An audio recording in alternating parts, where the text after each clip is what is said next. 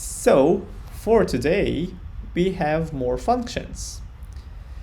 So we already know something about them, but we want to know more.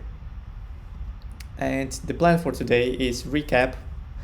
We will talk about what we already know about functions.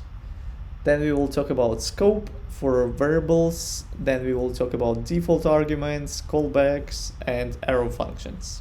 You actually might notice that I use arrow functions quite a lot when I respond to some of your questions. So let's start from the recap. So function declaration, you have a function word, then you have a function name, then you have your arguments to the function, and then you have a body of the function. By the way, on any point, if you have any question, just interrupt me and ask your question. I think we can't see your slides. Can't see you, yeah. Beautiful. Slides, sorry. As usual, I keep forgetting it for some reason. Okay, this one. Yeah. Function, function name, arguments, and the function body. Yeah. So function declaration, and now here how you can call your functions. You just call by name and pass variables.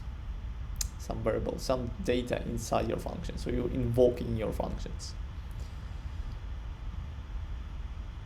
Yeah, so you can assign the result because some of our functions, they have return, right? And this is the case why you need to have return, because you can assign the return from the function to some variable and then use it, right? So if you have a function, let's say create full name. So let me just share my screen.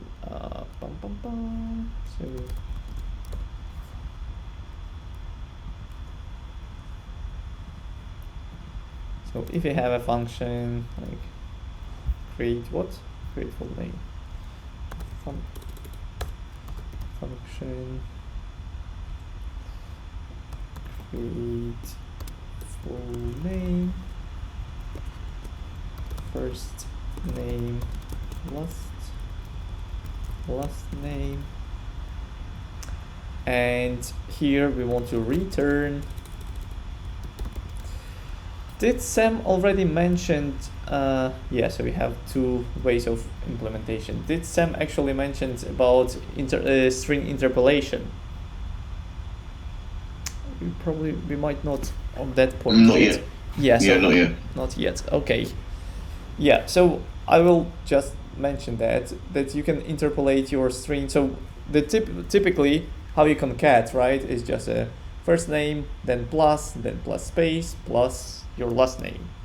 But we have another option. We can have return, and sometimes that kind of format can be very, very messy. That is why we have another option to use backticks. And we have first name and the last name. So that piece is a jQuery, isn't it? No, it's not jQuery, it's ES6. ES6, I see. Yeah, so basically you use backticks, it's not quote. So single quote looks like this. They are vertical, but they have some kind of angle. So it's backticks. And so you have a backtick, and then you can use your variables, but that should be inside $, curlies, and your variable. And then you can have here, you can add some text, first name, like my name is, and you have your variable, then you have space. So it's much cleaner than just plus, because if you do this one, you'll have something like my name is, so it's not very nice, right? So you have a lot of plus, and that can be very messy and hard to read. String interpolation make it much nicer. You just write as a string. You just need to remember that this is a backtick, and if you need to have a variable, you just use $ and curlies. for your backtick. And again, the VS Code will highlight you, because see that if I don't use the curlies, it show me as a regular string. It is green, and my variable is grayed out. If I put just curlies, it's still green as a string. But if I put my $sign now it is a variable. And now this one is white, not grayed out. So we create a full name, right? And we can create const full name, and we have like I know sale and something like that. And then so you're returning, and now your full name will be equal to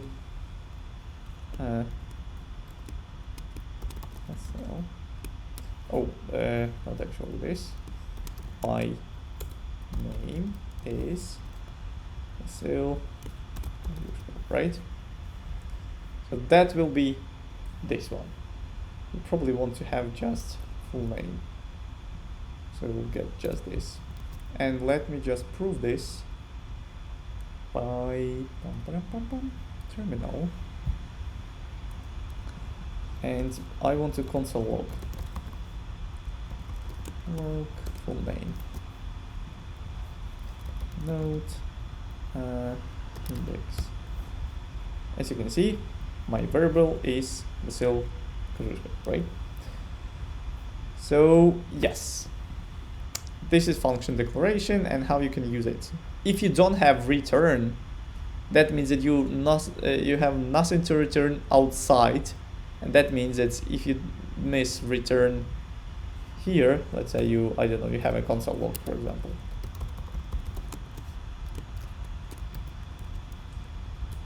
That means that that will be undefined because you doesn't return anything.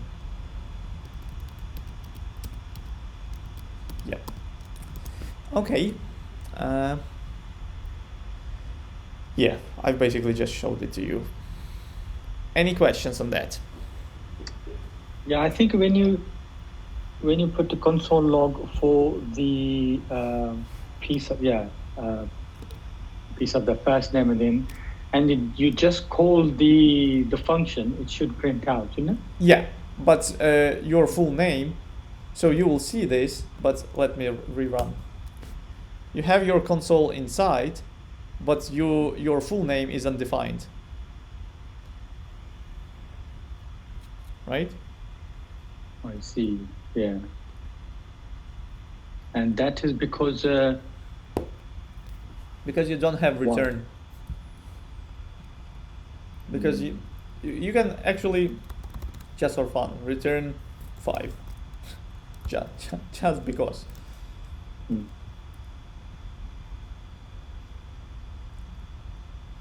Right, so it doesn't care about what you're doing inside, it's waiting for some return. Cool. So yeah, in our case we want to return this, and in this case we will have them twice, right? But we just want to remove this one to have it only once. Whoa, what was that? Okay. Yes. Great. So the next step is scope. So, like, long story short, variables that you declare inside the function are not accessible outside the function, and anything you declare outside will be you can access from inside the function. What it means that, for example, you have function create URL, probably need to fix this one, and you pass in a location.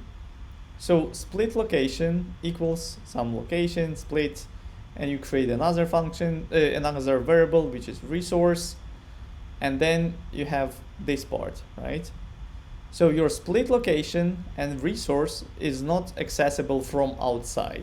So you can't use your resource outside the function. That is why we have return, because we want to pass something to the external world. So you creating just a local variables.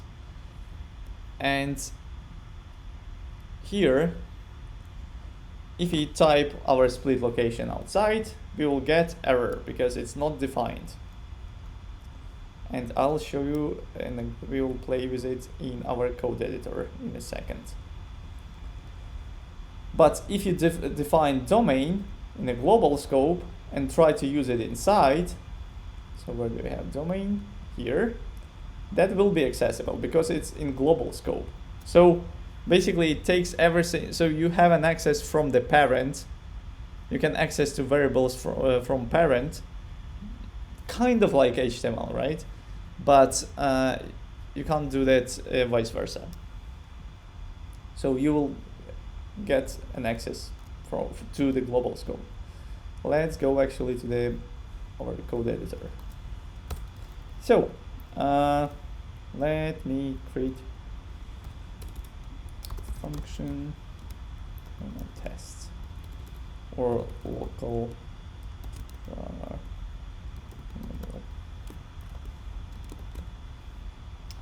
and we have const number equals 5, right? And here we console log number, but we want to show you that we are doing that inside. And if you try to console log outside, let me global, we will get an error. So let's try. As you can see, we are getting an error, right? Because number is not defined. This is because JavaScript reads your function declaration, then it goes to this line, execute it, find an error, and never stop the execution and never go inside your function. That is why you don't see your console log here, because this one will break your code. If you comment it out,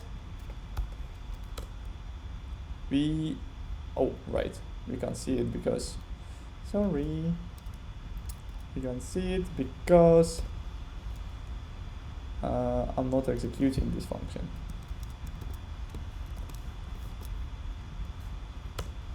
Right? So we have an error. Let me just move it here because I might be wrong. No, still the same problem. Yeah. So you don't have it, right? Okay. So here, so this is like a local variable, but if you create, you already saw that in exercises, like const, users. We have Tom, Alex, and you have users here.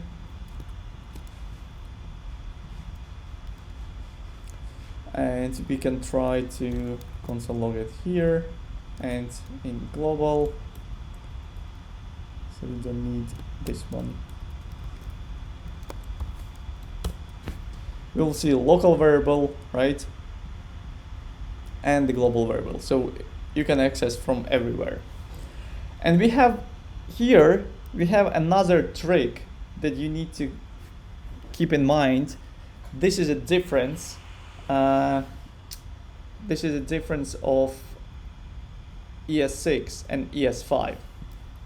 So if you use, let me show you. So what is the old way to declare a variable? Not const let, but what? VEL. Yeah, var, right? So var. So let's create a var number equals 5, and I want to have, for example, if number equals 5, I want to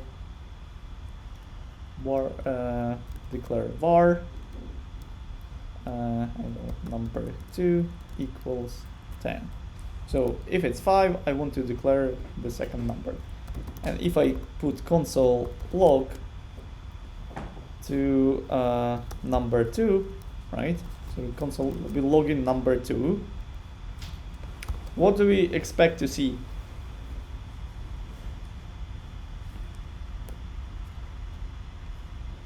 Any ideas?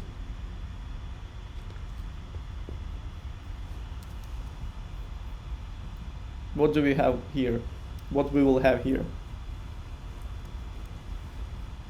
Number 2. Yeah, but down. the value, what I will see in my console? 10. 10. Okay. Yeah, we have 10. Great. So this is because var has a function scope.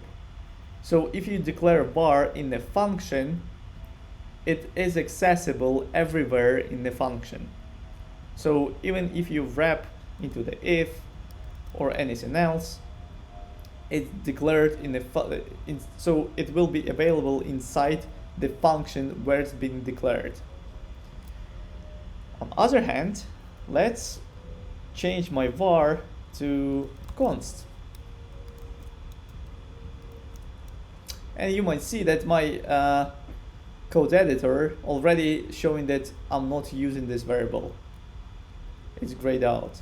And if I rerun, I have an error because number 2 is not defined. And if I change it to let, save it, rerun, still the same. This is because let and const has block scope. That means that basically let and const is available inside parent curlies, inside the block. That can be if, that can be switch, that can be many other things, but basically it looks for the closest curlies. That is why it's not available here, because it's limited by if. So this is actually like a lot of recruiters ask me such question on a initial interview, initial phone call. It's like, what is the difference between var, let, and const? So the first very basic is the let and const. So let you can change, const you can't change, var you can change as well, but this is the old syntax. But the more important answer and the main part of this answer is that let const has different scope. It's scoped by, has block scope, and var has function scope. Yeah, and gladly we have sophisticated code editors, and they already showing you that something is wrong, that you're not using it. So it might point you to the right direction if you have some bug. So this is the main part of the scope. Do you have any questions about that? Yeah, I just have a quick question actually. Yep. I was wondering, in that case, why wasn't this transferred over to let and const? Like it was there, because that seems pretty useful to have that function with var. Is there a specific reason that they didn't introduce that with let and const? So yeah, because for maybe you want to have a local num2, because sometimes you have Right. a big application and you have quite similar naming, Right. and you are able now to create local num and console log num and this num, and let me console log this num. So site if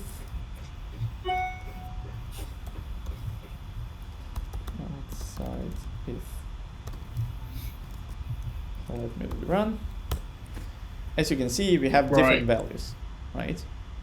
and we can put this to let or const, and now we don't even have an error, right? Because we have const and const with the same name, but we will not have an error because they have different scope. Right. Yeah. So Thank you. Yep, no problem. Any other questions?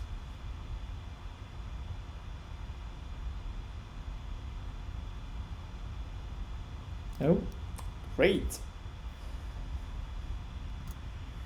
Next stop is default arguments. So this is a fun part as well. So like remember that we always, if you want to have some let's say we want to create a function, we will get, yeah, let's have a function sum. You already created such function and you had like num1, num2, and you return num1 plus num2, and you want to console log sum with 2 and 3, right? So if you run, we will have 5. And I mean, this is great, but what if you forgot about second number? What we will get? Any ideas? You write in your code and accidentally forgot to provide the second argument. You get an error? You'll get none, which is not a number. And this is because you try to add 2 plus undefined. You'll get, and I can show you in the browser.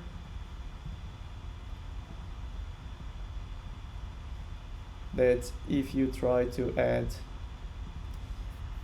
2 plus undefined, you have none. So this is a problem. And what if you forgot about the first one? You just, oh, sum, I'll call sum. You'll get still not a number, because when you try to add undefined and undefined, you'll get none, not a number.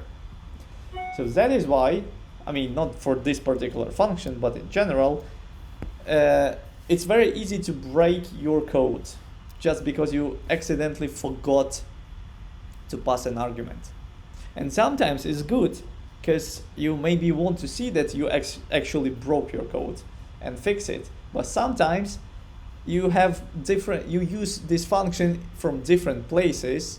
Sum is very simple one, but sometimes you have similar function that does the same and you use in different places, and sometimes you want to pass 1 argument, sometimes you want to pass 2 arguments and maybe 3, etc.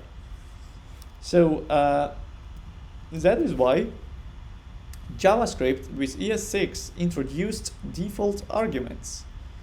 So now you can specify the default value for your argument, and you just doing that in your parentheses, you just doing equal something, right?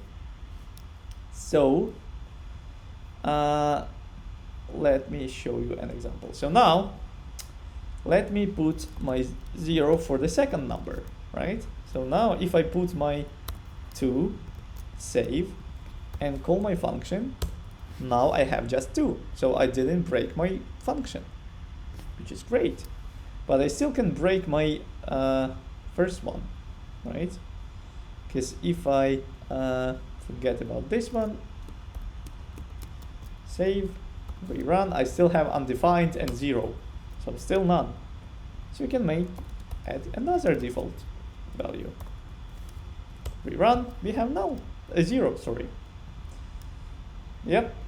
So this is you basically protecting your code from that kind of bugs, from accidental errors. Questions on that? Can you also change those values in your function call? What do you mean? Like when you console log the sum function, Yeah. when you're calling it, can you give them your new value? Yeah, so basically you have, yeah, good question. Sorry, I forgot to show you. So now if I pass it, it will pick up these guys, these params, these arguments. So now you have 9. But if you forgot, you'll get just 4, not a broken function. Yep. I see. Okay. So sometimes you might have like a greet message, and you might have username, right? And you have like a hello username, right? And for example, you have a user, so user logged in and or has been created, so the user created an account with you, and you have like Alex. So now if I call my function, I have hello Alex. But what if user hasn't been registered with us? So now, and actually you might find such bugs on some websites, you'll have hello undefined. So you want to prevent such error. And that is why you can pass guest, right? Or hello friend. So now, if I call my function, I have hello friend. But if I, let me call this Alex, I have hello Alex and hello friend. Questions? It's like I think the parameters are same as the variables. So if you declare them but don't assign the values, they will have always undefined and they wouldn't do anything. Or as you told us, they will break down and tell you name and not a number. But if you also assign them, and they will have a default values and you can always change them, correct? Is that a similar thing, isn't it? Kind of. So basically here your arguments are just labels. Let's say you created a placeholder and labeled this placeholder as a username, and if you're not passing something to that placeholder, not putting inside to that box with the label username, it is empty. But you can have like okay, if it's empty, you can put something, you can put your friend, and if it's empty, it's in our language it is undefined. Yeah, so you basically, because this is here, if you have let kitten, this is it, right? And we will try to console so log kitten. We'll have undefined. Yeah, pretty much the same. So you technically creating a variable which can be populated by data from this side, but if you're not populating, you'll get this undefined. Yep. Thank you. You're welcome. Anything else? No? Okay. So yeah. Callbacks. So a function which pass and another function inside. This is a fun part, right? Because here we have variable, and you can do that variable can be whatever you want. You can pass string, array, object, number, function. It can be anything. And you can, if you pass in a function, you can execute it inside. So basically you have, so set timeout, right, is a function. This is a JavaScript function. The JavaScript provides you that function. But that function takes an argument, another function which you're creating. And that will execute it. So let me show you. So, oh, wait a sec, we had greeting, right? Everything is okay. So I want to set timeout, and we will call our function.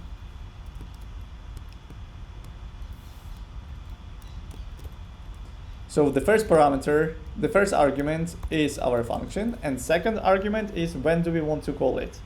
Let's say 3 seconds. Let's call it.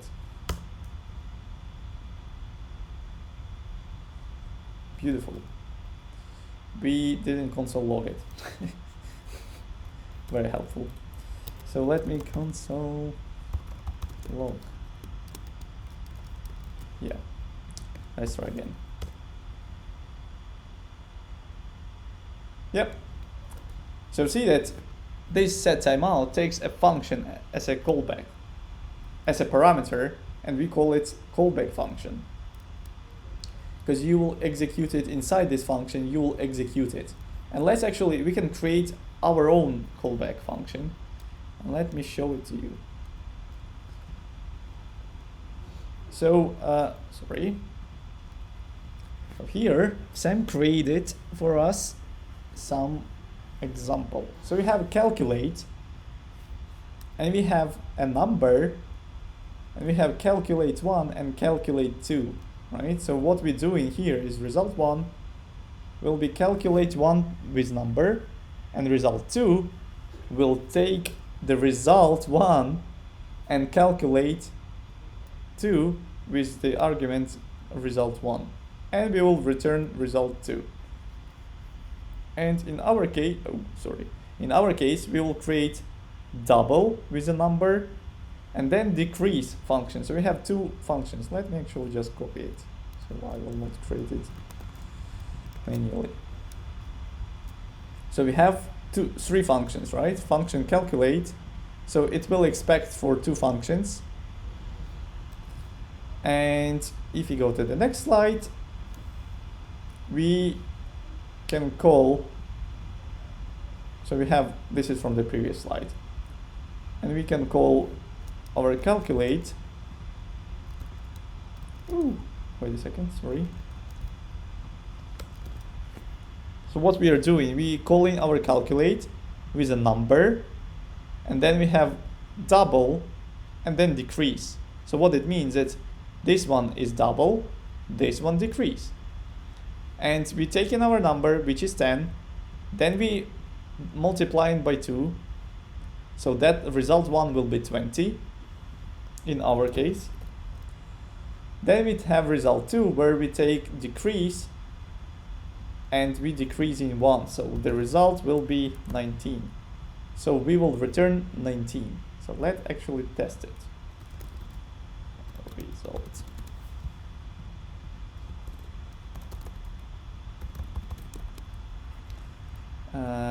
Console log result.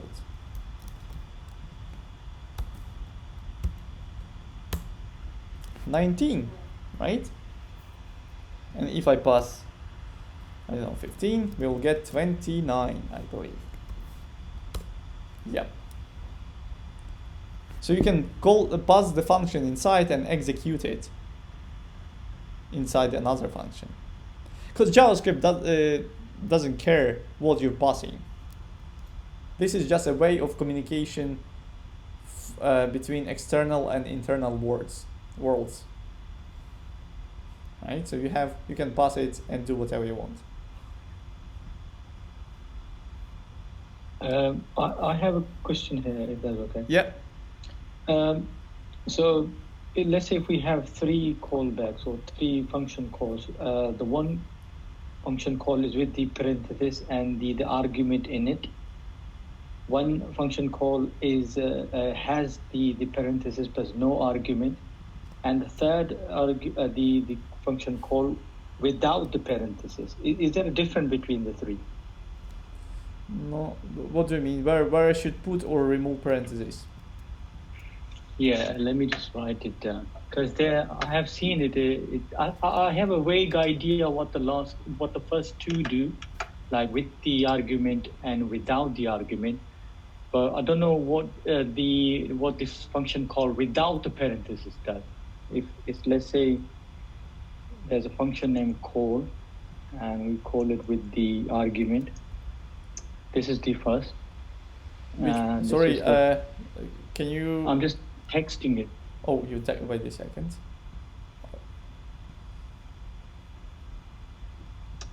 Call arg and call without. Yeah. So okay. So you're saying basically what we just had with set timeout. We had this, right? Yeah, we had argument. Yeah. Yeah, because we will execute, and again, we are passing this function inside, and let me just put our logic here for our calculate. Again, as you can see, we just passing. So if you use parentheses, you executing this function, right? Yeah. So if I want to execute this, so basically, let's have, I don't know, function increment number. We have number +1 return. So if I do increment 5, that means that I will pass, because I'm executing this function, I will pass 6. I'm not passing a function, I'm passing the whatever this function returns. Correct. Because I call it here. That is why this is parentheses.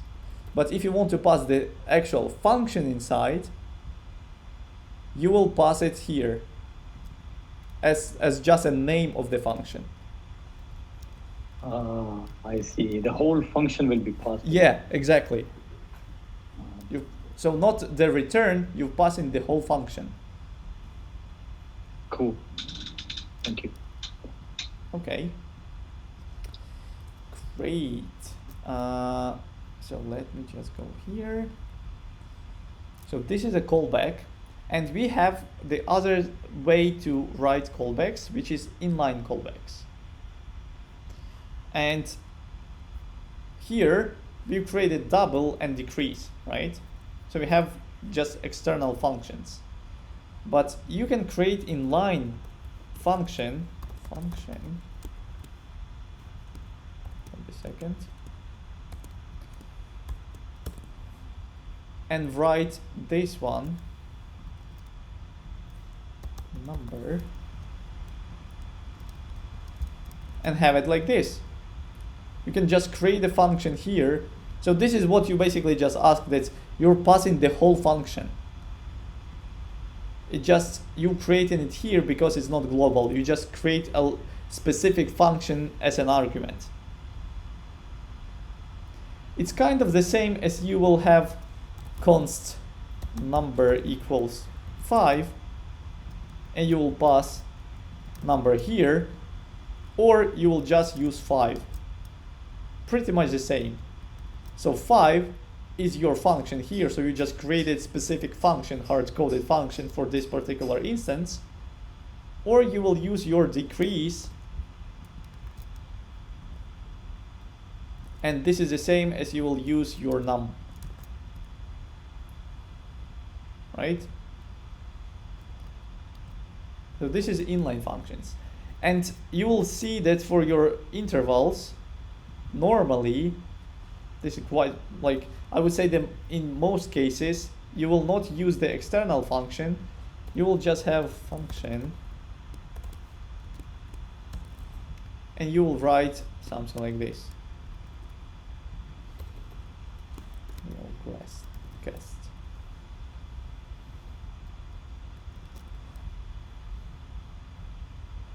And if you call it, sorry, wait, yep, hello guest, right? So this is inline function. And that is why it's not very nice, because you have function, then that is why we have arrow functions, and we will get to them in a few minutes.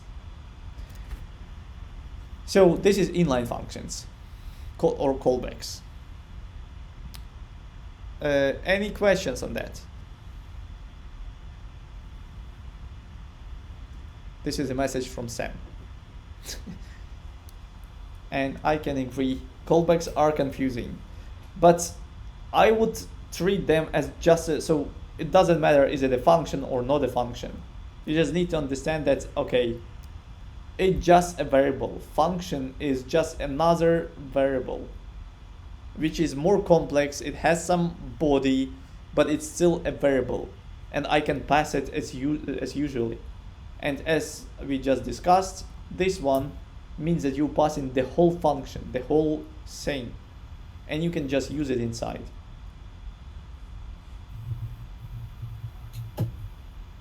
Questions? Quick question, actually. That's right. Yep. So if you're calling set timeout and you're passing it a function, is that what would be considered set timeout, a higher order function? Is that Yes. Yeah. what is a set timeout? Yeah, I would Okay. say so. Okay. Cheers. Yeah, so it's like a wrapper container. Right. Got you. Thanks. Okay. That is why the next step we want to talk about is our arrow functions. So arrow functions, besides that they are nice, they have a slightly different behavior. A tiny different behavior, which you also need to understand. So yeah, function word is the old way of creating functions nowadays, and for me it makes more sense, to be honest, because now you clearly see that a function is just another variable. And now the old syntax is calculate, and you have these functions, and the new syntax is just another variable. And again, for me it just makes more sense, because you have just create another variable which is a function, right? So you have parentheses, you have your arguments, then fed arrow, and then you have curlies and your function. And this one-liner, right? Because, so this is actually another saying of functions. You might see that here you have curlies and return. Here we don't have return, but here we have return. So let me show you what is the difference. So if you have multiple lines and you have curlies, you need to have return. But if you don't have curlies, JavaScript will understand that you want to return whatever goes after fat arrow straight away. If I put curlies, now I don't return anything. Now I need to put my return, and that will return. So let me actually show an example, because I'm just talking. So we have the old one, comment it out, and so log double 5, right? So let's, if I run, beautiful, I forgot my parentheses, don't do that. I have 10, right? So this is because function return you this value. If I wrap it into parentheses, into curly, sorry. So basically it's just a saying inside the function. I haven't defined because I don't have a return. So that is why, to fix it, I need to put return. And if I run again, I have my 10 again. But again, if you have your function is super tiny and you don't need to have these multiple lines, you can make your function look nice just by doing this. It's much leaner, and for me it's more readable because you have, okay, const double is a function, this is a function, and you have passing parameter argument, and you multiply your argument by 2. Yep.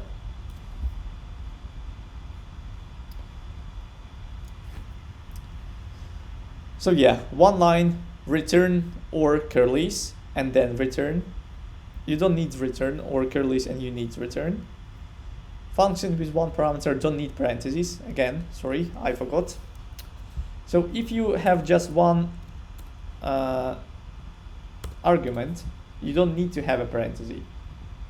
If you have two arguments, not two, you need to group them and basically tell kind of to JavaScript that this is one thing. This is a group of arguments. And you might want to multiply by number 2. And then we might have like a number 1, right?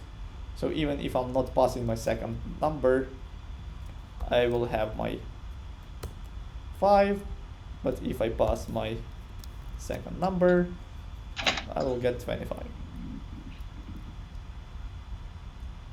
Yeah. So basically, it just took away the keyword function. Yeah. And if you want to give the name, if you're not assigned to a variable, then you give it a name. And well, further on, it's the same, isn't it? That's what all it is. Yeah, yeah. Basically, like in a simple explanation, yes. It's just much linear way of writing your functions. Correct. And if you are assigned to a variable, just don't give it a name. Sorry, what do you mean? Like function name, because in that one it doesn't have a name because you're assigned to it to a variable. No, it has an. So now your name is function. Is double. Sorry. So as you can see, I'm executing. So this is a body of the function. It's not actual. It's like a body of the function. Yeah. And to be able to call it, you assign it to a variable, and now you're able to call it, execute. Let me put another word. So, do you have to give the arrow function to a variable? Yeah, because you will never be able to call it. How do you want to select which function do you want to call? Can we just skip the keyword function and just give it a name, like? So no, it's just the wrong syntax. Like num, I don't know. That's what we can't do it. Okay, cool. Multiply like this. As you can see, you straight away you're getting your error because this is just a wrong syntax.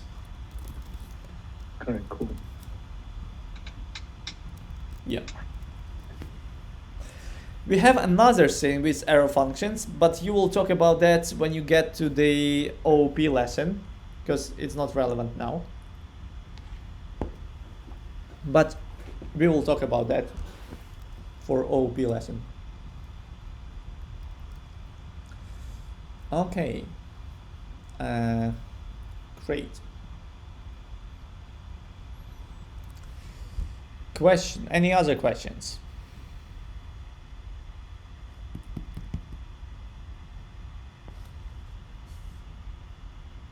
No?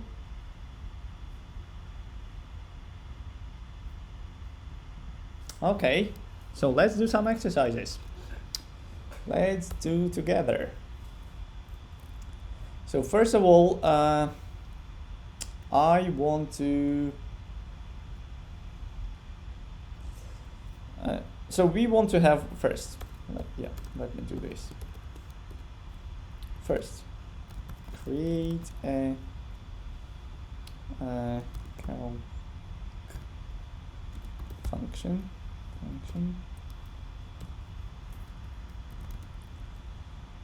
Calc function should take function should take what? 3 arguments.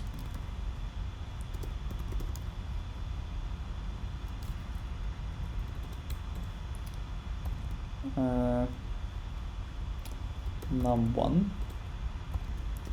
num2,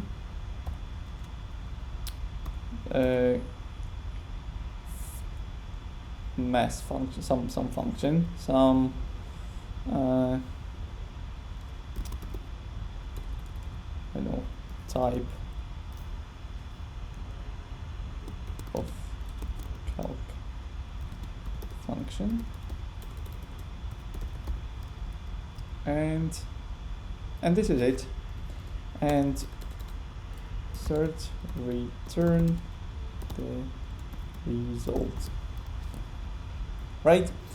So we'll create like abstractions, like a abstraction which will be calc, and we can pass different functions inside and numbers to do different type of calculation, like subtraction, adding, and multiplying, and for example, what can we do? So multiply, subtract, addition. Oh my gosh, what is the fourth word? Division. Yeah, thank you. So, who can help me to create an arrow function calc? Let calc equal. So normally functions, you not normally redefine functions. Right. So not let, but Oh, sorry. Const yeah. Calc. Next. equals num1 equal brackets num1 num2. Look at this silly autocomplete. See that this yeah. AI plugin, it's just showing me based on my comments here, it's already built everything. Yeah, that's quite cool. That's sad. It's both. Okay, yeah. So you have this, right? You have your calc. And what should I do next? Calculation. Sorry? We're going to do calculation, yeah. Yeah. So what should I type? Depends on the calculation, right? Yeah. Yeah, so what Like still num1 plus num2. Yeah. why? No, so this type of calculation should be a function, Oh, okay. right? Which will take two of our arguments, num1 and num2, and do some calculation.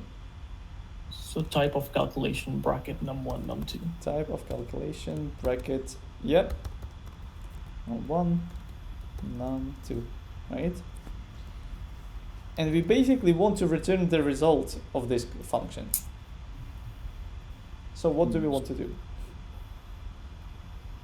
You can just get rid of the curly brackets. Yeah, good point. Yep. See how lean our function is? So then, okay, so let's create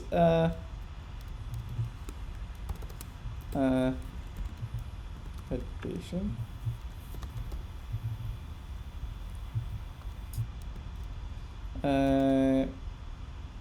Subtraction. Look at this smart AI. Oh my god.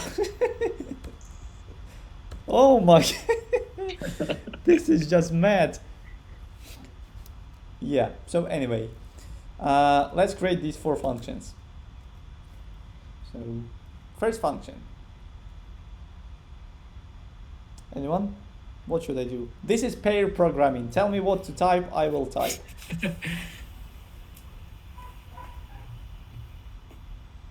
Now we're creating the type of calculation function, right? So we're creating each function separately for now. Yeah. First one is addition. Function type calculation. No. So we just for now we just create a bunch of functions. Right. Forget about this for now. So you're gonna do function addition? Yes, but we are super We're gonna do modern, that fancy always. people. Yeah, so const addition though. Yeah, and look at this. Just crazy. Oh, yeah. So, and we should return basically Yeah, so num1 plus num2. num1, yeah, plus num2. Great. Next up is subtraction. It's gonna do it for you anyway. I don't think you should even type anything. Right. This is mad. This is just... My gosh. This is not programming. Wait, Mazil, what's the name of this plugin? The name of this extension? Let me check that. Tab 9.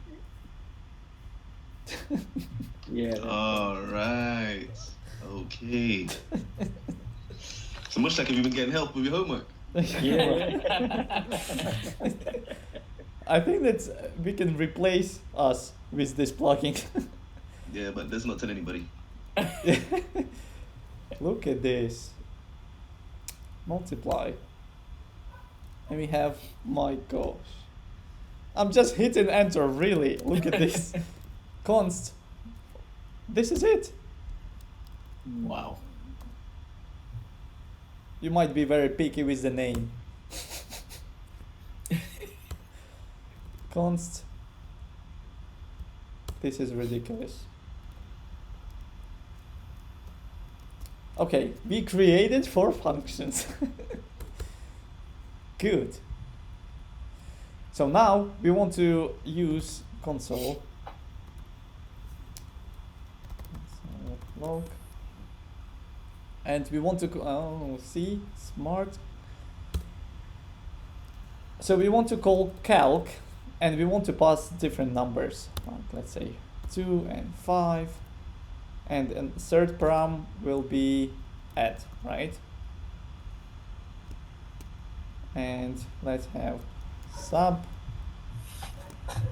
and we have multiply, we have divide. Yeah.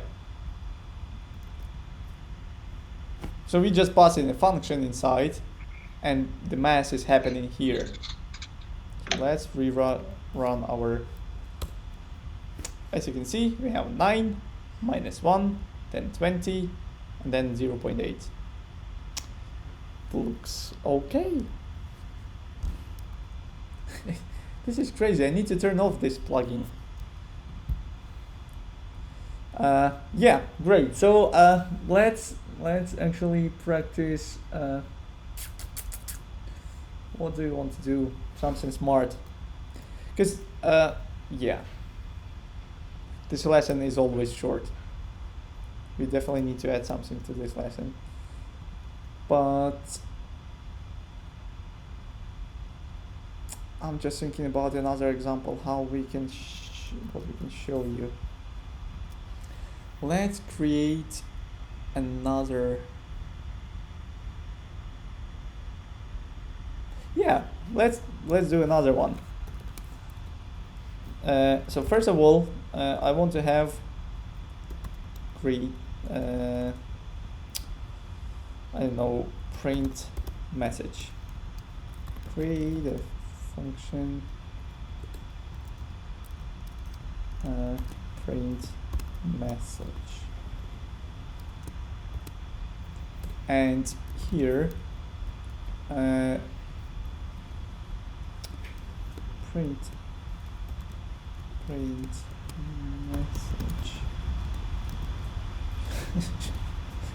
Oh my gosh. Should take 2 arguments. Okay, 2 arguments.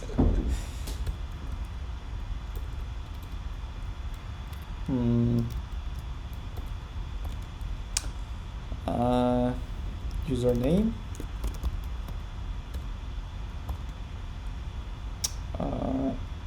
Message function.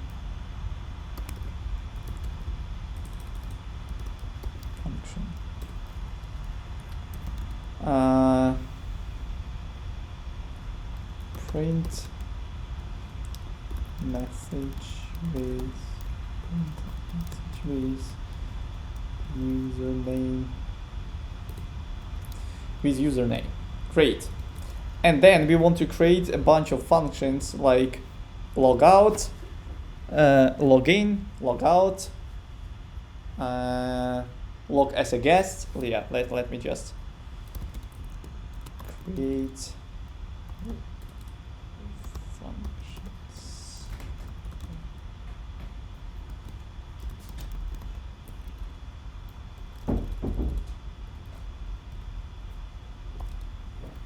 So log in,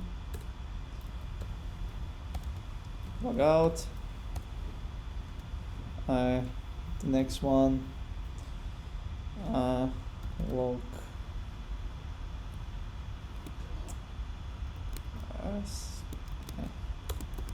test. Any other ideas?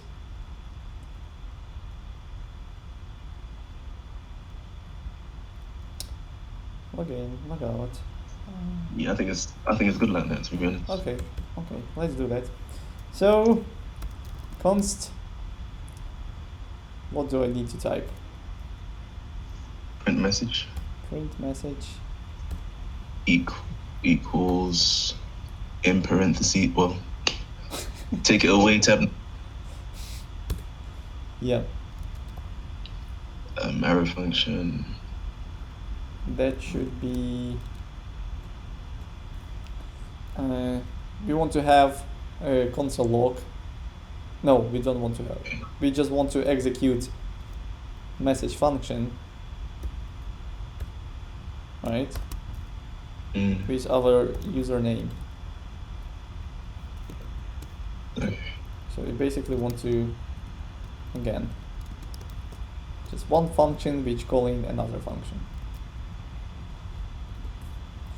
And here we want to create const login, which will take username and console log. Basically, this is a third function, right? And console log. Hello. So yeah, this is silly. Let's use backticks. Hello. And the username, right? We want to have pretty much the same for log out. And the username. And log as a guest. So we don't have a username. It should be hello and something like that, right? So now we just want to call this function with clicks and login, log out. And here we basically, so we pass in a name. Actually, this is a funny part as well. So we need to pass something. Well, let's say we pass in Alex, but we have log as a guest.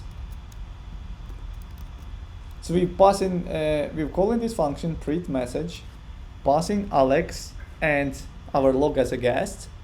We're calling our log as a guest with an argument, but we are not handling this argument here. So we're not actually, so we're passing, but we're not receiving, right? Technically we have username here, but we're not using it here, so that is why I don't want to have it. Just don't like these guys.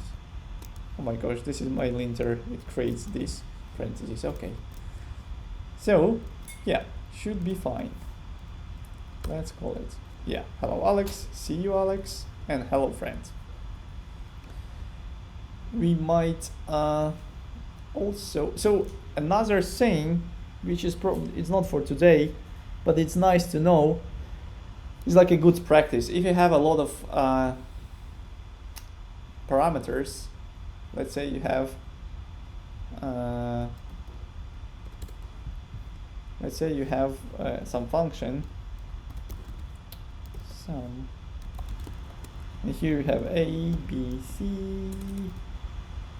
D, E, F, right? And you basically just A plus B plus, great. And now, if you call it, I need 6 arguments, so like 1, 2, 3, 4, 5, 6. This is easy. And let me just console log it. Right? So I have 21. But what if I forgot about this one? And I want to do something specific, for example, with the third argument. So now it's saying that I'm missing the last one. So my F is undefined. But actually, my third one, the C, should be undefined. So let me actually console log. That might be helpful to you to understand what's going on. Console log A B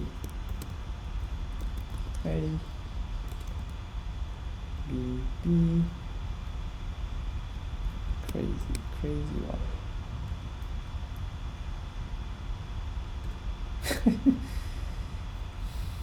E F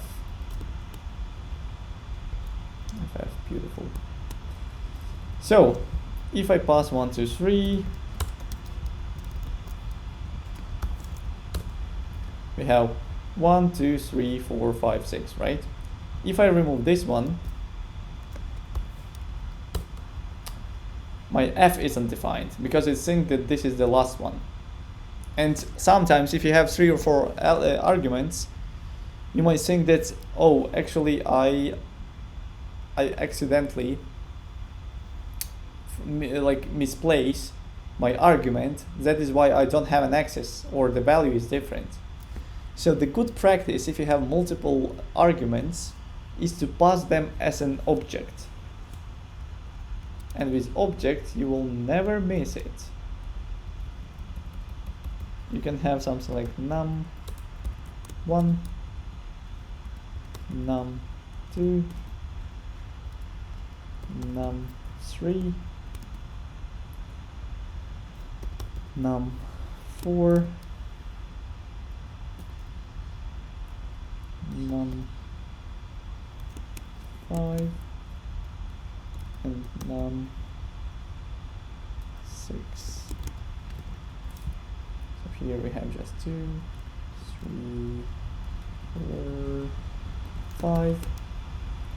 And here you need to receive it, this object. Let's say obj, right?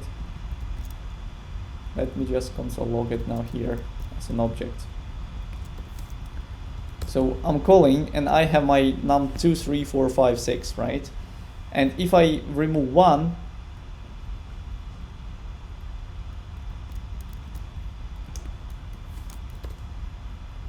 I have the structure. So my num2 is still 2. And that is why you can do something like num2 plus obj num5, right? So you'll never miss the position because you created, you pass it as an object, and now you just get it by key. So that is why if you have a few properties, you have a few arguments, and you don't want to misplace it accidentally, you might want to pass them as an object. Does it make sense?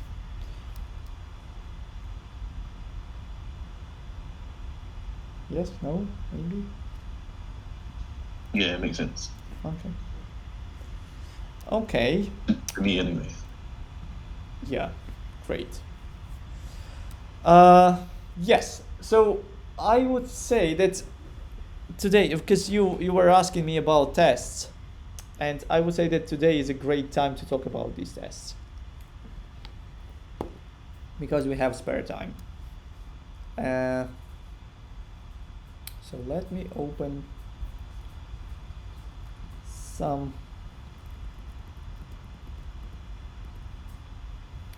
another code editor. We don't need this one anymore.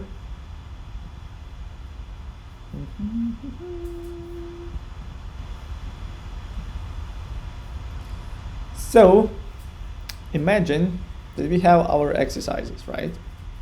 That was today's exercises. And like create a function party padding, which takes an array of names of guests at a party if there is a less than 5 guests at neighbor at the array until we have at least 5 guests. So you can open the test and look for this particular exercise, right? So exercise 4, and you have party padding. And here we have 4 sets of tests. So first, padding should be declared.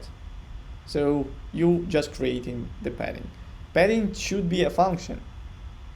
So your party padding, you creating it as a function. Then what we're doing here, we're imitating guests and have 2 guests, right? So we're calling your function with guests and expecting, so this is expect. So basically this is JavaScript, right? These 2 lines is JavaScript. And we're just saying that expect guests, which is this, to be equal to a new array which should has Mimi, Archibald, and then 3 neighbors. This is it. This is nothing crazy, because today you were mentioning that test is complicated. And it's like you need to Google, watch YouTubes, etc. To write tests, probably you need it. I mean, it's definitely beneficial to like watch some, take some lessons about tests, but to read them and understand what's going on and what do we want, it's easy, because this is just, so here we create like an example. So we create guests, we're calling your function and expecting that our guests should be modified, right? And here we have another test. So if you have more than 5, but again, this is we are just testing your functionality. If you have more than 5, we call your function and that should be the same. So it shouldn't be modified.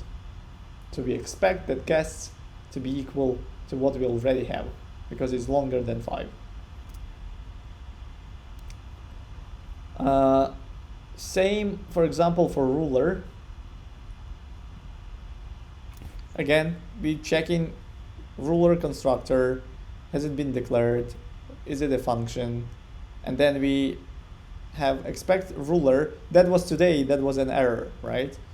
So we are expecting that the ruler should be empty before we call our function. And because today you've called your function, that is why ruler has been populated. So when we run this line, it's been populated already. That is why you failed test. So because you commented out your function call, now the ruler becomes empty array. Then we call your function, and then we expecting that the ruler will be this. That is why sometimes when you do an exercises, you might think, okay, everything is working. I can see on UI, I can see in terminal that everything is correct, but why tests are failing? And if you open the test, you will see that, okay, so this test I'm failing. So this is a message in terminal that you see. Should be a ruler. And you open this test and like, okay, so expect empty. And you start thinking like, okay, why it's not empty? And you think, oh, because I'm calling it. I mean, this is easy for me. Might not make sense for you for now. Questions? Is this possible to go to the last exercise test, please? Yeah, sure. Which one? I think for in. For in. Yeah. Okay. Don't save. This one. Probably AJ has a question. AJ. Sorry?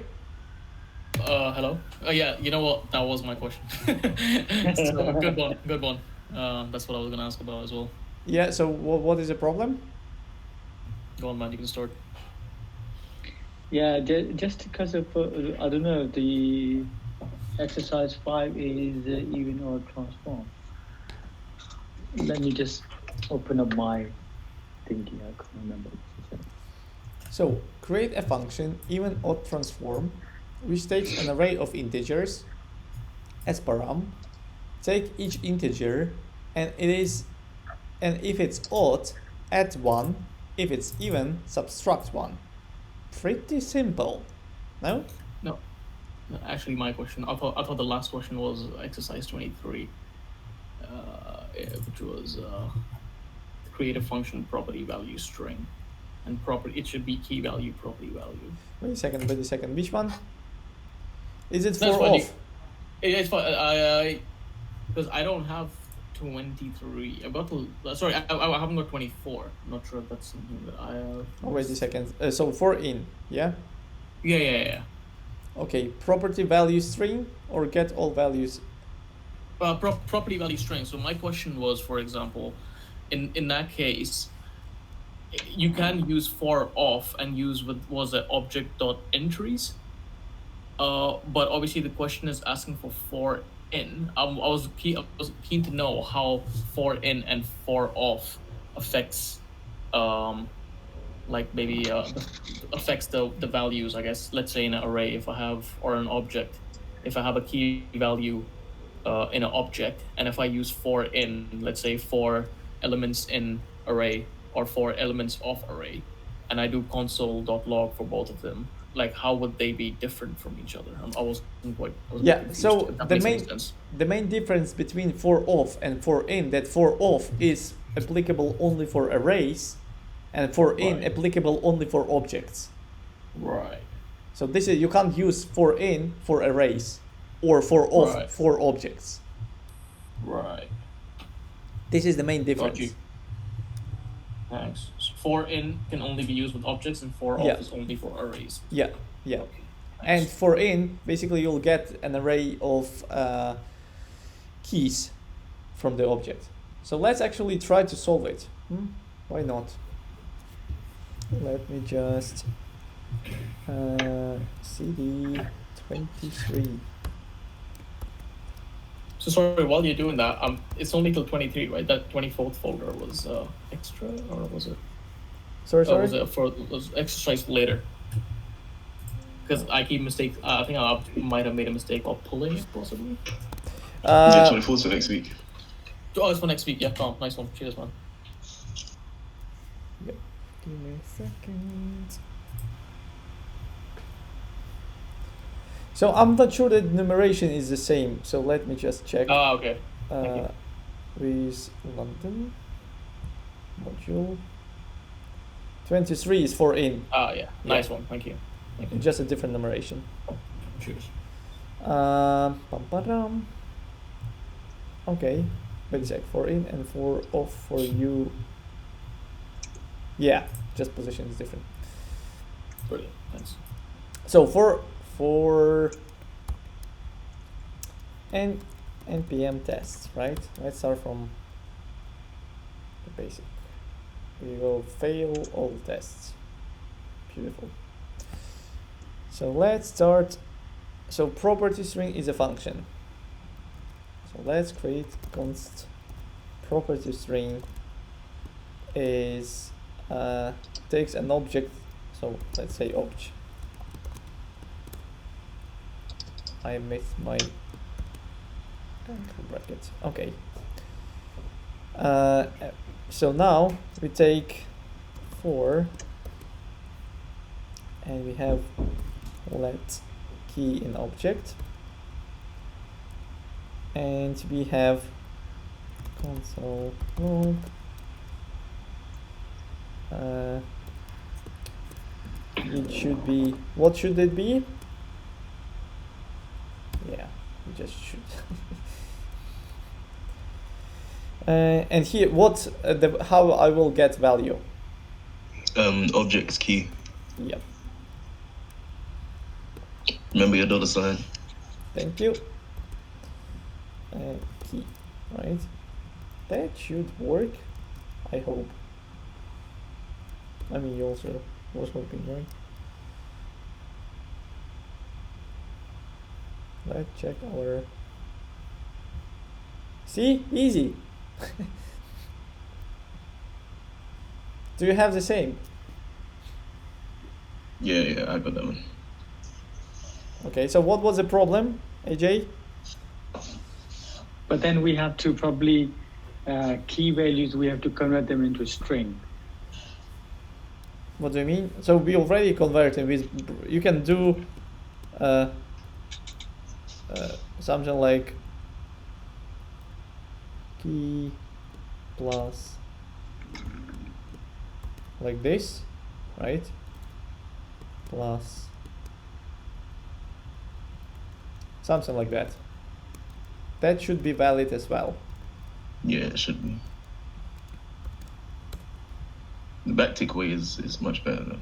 Yeah, I agree. Yeah, you pass in 2 tests. Still the same. Russell, can you please console that log out? Yes. We're not calling this function, but let me just in our test we have an example of the object. So see, we have an object, then we're executing, and then we're checking is each console log has been executed with this, basically. Sometimes you have a good hints from tests how it should be implemented. Sometimes. But we try to write in a different way that you need. Yeah, so let me just console log. Oh no, we don't need console log. Property value string and this, right? So now node index. Yeah.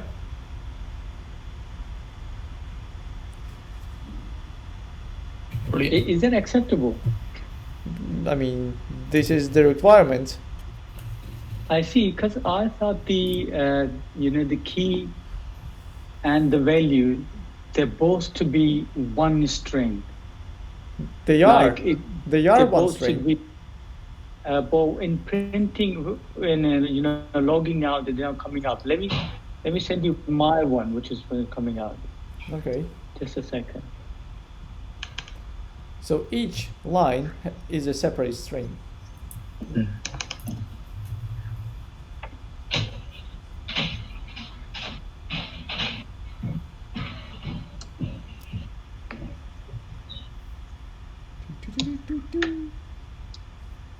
This is the exactly output my one coming out. Where do you send it? On the chat here. Oh yeah, okay.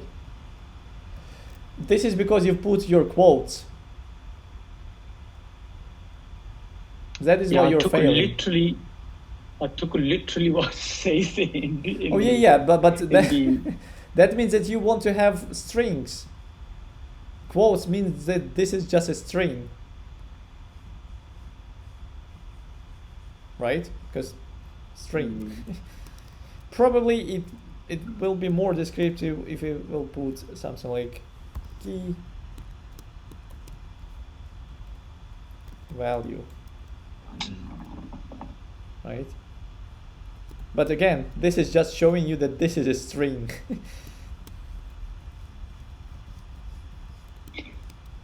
See, in JSON files and in objects, the difference is only the key is not quoted, and the JSON file, even the key is quoted, isn't it? So JSON is different. So this is a different kind of syntax for JSON. You always need to quote your key and quote your value. Yeah. No, not just key. Sorry, value you don't need to quote if it's not a string. But again, so yeah, that's good.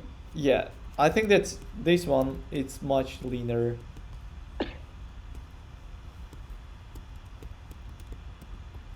I think taking as the exercise instructions literally, I learned more for some reason. Yeah, so this is, I mean, we are trying to tell you that this is a string. That is why it's in quotes. And this is a string. All right, okay. Yeah. Okay, so yeah, and as you can see here, we're just going through, again, this is extra syntax from testing, but the main syntax is still JavaScript. So you have for, you have const, and what we are doing, we checking for looping through all your calls, and checking is the have been ends call with, this is a jest, this is testing, but in general you still have, the main is JavaScript, so we can kind of read and debug what's going on and what do we want from you. So this is all, the way the testing is written is called jest. Yeah. So Jest is kind of a framework, and you can find in the internet like Enzyme, or you can find React testing library or just testing library, and they are using Jest as a main engine, but they have like extra features just to simplify your the way you write in your tests. But they all based in on Jest. Cool, thank you. Yep. Okay. Any other questions?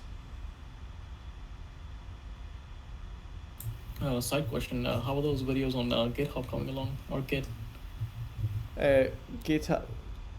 Or Git. I remember you said you were making some. Oh tutorials. yeah. So yeah, I need to find some time because I already like wrote some basics, but we definitely need to play it.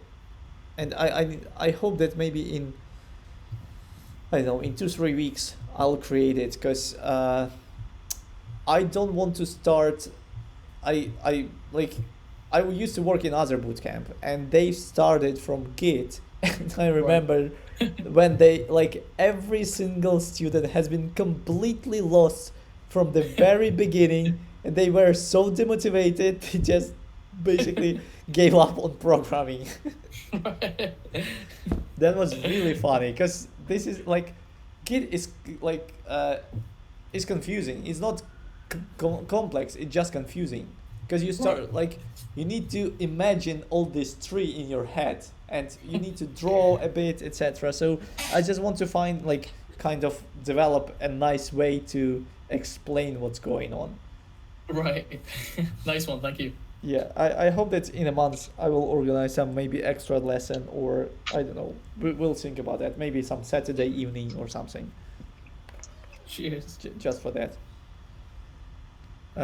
Yes, yeah, but for now, git add, git commit, git push, git pull. This is, and to be honest, when you're a junior developer, I think this, almost everything you use, you'll use git merge, but git checkout maybe minus b, yeah, just few more commands, nothing crazy. Okay.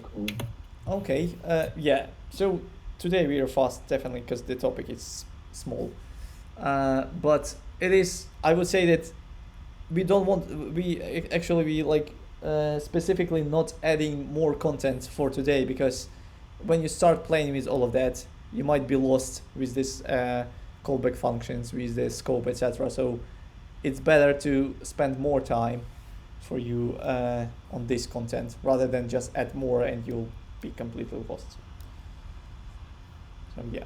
Yeah, I think the that CLI project, I think that we might take more time, so we have to start with that as well.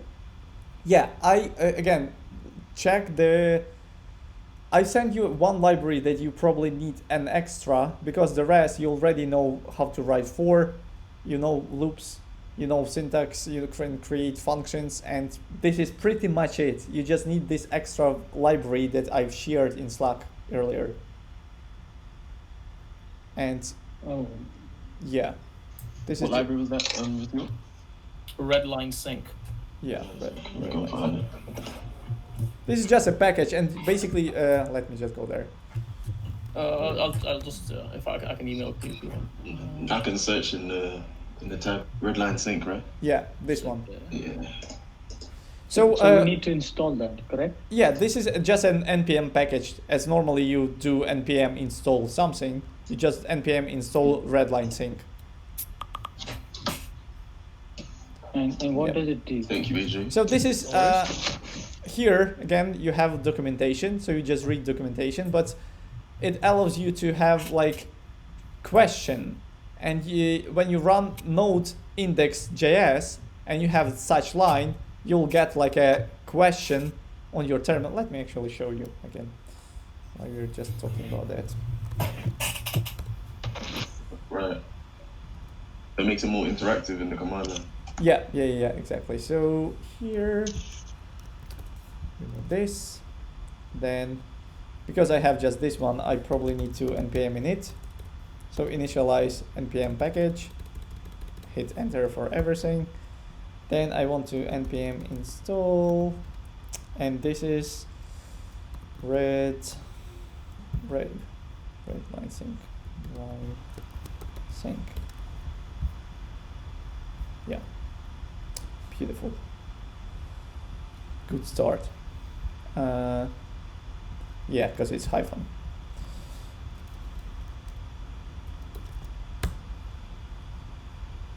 Yeah, installed. So now, if you follow their documentation, first of all, I want to require, so let me just change it to const, redline sync, and let me just copy these two lines.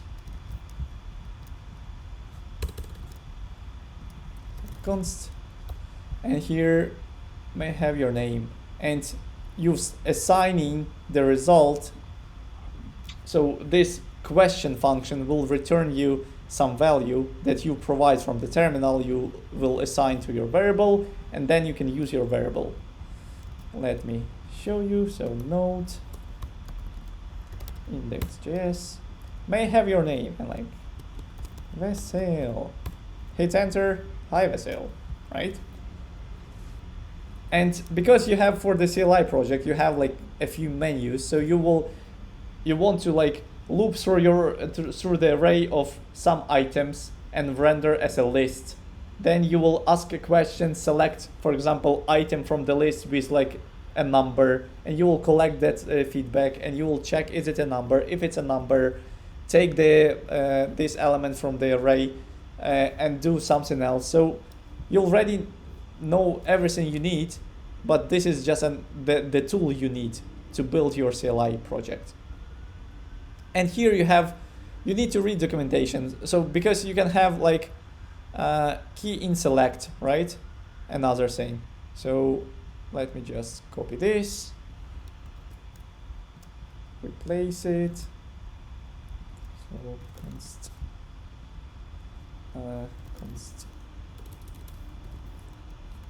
right? And you don't need to. So if I run my code now, I can actually ask like, so here we have, what do we have? Which animal, right? And we have a list. And you're going 4. Okay, giraffe goes to your room. So read documentation and yeah, just go through it, how it works, what kind of functionality you have here. You can have some funny selectors. Read requirements for the project, and then just build it. Just a random question. I don't know whether this is related or not. What's the real life application of this CLI project? Again, this is more for backend, because you normally like you might communicate with a server, and you want to like provide some data that will take this data, query the backend, send you a valid response, and just a structure that response. Or maybe you can create a game in the terminal, like a good old-fashioned game, like terminal games, and you can find some plugins. Because people like to have some funny things. Nudoku, right? And you can just play and navigate. You can have some 2048. And you have, oh my gosh. So some people go wild with these games, etc. But you got the point. But normally what people do is it's just to communicate with the server or querying something from the terminal without UI. Because initially everything came from the terminal, right? So we didn't have any UI interface. So MS-DOS, that was a terminal operation system. And whatever you do like here, like with interacting your UI, you can do from terminal. You can copy files, move files, etc. So I was lucky to participate like a C course and the terminal, so I'm kind of know quite a few commands in terminal, so I can like create folders, create files, move files, rename files, remove, change permissions, like stuff like that. I can like, if I go here, I can open the file. So index, for example, I can go cat index, and I have stuff from there, from my from the file, the same that I have here. And I can go, for example, I can go cat index pipe, I think it's like that, grep giraffe, almost giraffe. Am I spelling it right? No, probably not. Giraffe, yeah, definitely not. Giraffe. And you can see it find the line in my code with this giraffe. Or so basically just read the document and show me the text that I'm looking for, etc. So it's like a terminal things, like more sysadmin and backend. But this is kind of like a very light intro to the backend part of the course.